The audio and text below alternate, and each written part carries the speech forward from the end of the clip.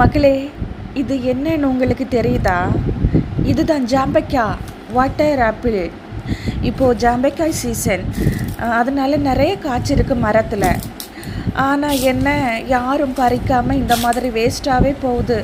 அதை பார்த்தா தான் ரொம்ப கஷ்டமாக இருக்குது. ஓனரங்கள் இதை பறிப்பாங்க, இந்த ஃப்ரூட்டை பறிப்பாங்க.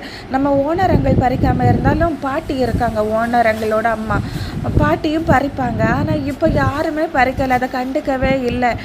ஃப்ரூட்டெல்லாம் வேஸ்ட்டாகவே போகுது.